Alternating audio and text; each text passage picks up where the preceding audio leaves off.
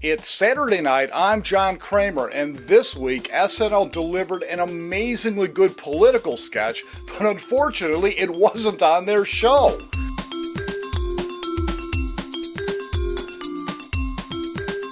Now, the sketch I'm talking about was the Funny or Die presidential reunion with all the SNL presidential impersonators from Chevy Chase to Fred Armisen and directed by Ron Howard for Funny or Die, the site run by Will Ferrell and Adam McKay.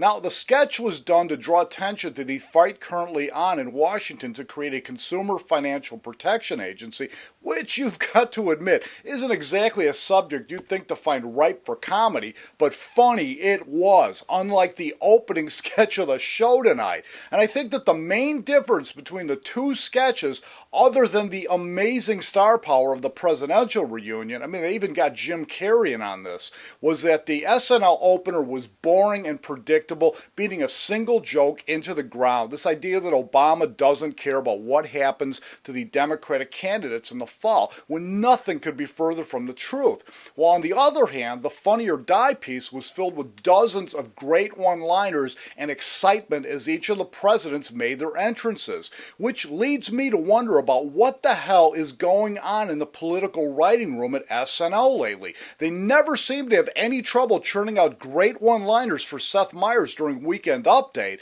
but when it comes to the opening political sketch lately, they've either not done one or turned in a half-assed effort which would barely get 100 hits on it on YouTube if it wasn't being performed by the SNL stars. Now, luckily, the show went uphill from there with one of the smoothest hosting performances I've ever seen, with comedian Zach Galifianakis looking as comfortable and laid back as though he'd been doing the show as long as Don Pardo. Now, his timing couldn't have been better, and he made scenes which otherwise might have left me cringing, actually laughing, despite myself, which should really serve as a lesson for the show's casting director to quit throwing wooden hosts like January Jones, J-Lo, and Megan Fox onto the show. And yeah, it's been a terrible year for the show's female hosts. And instead, they should go with performers who are comfortable in front of an audience and willing to have some fun.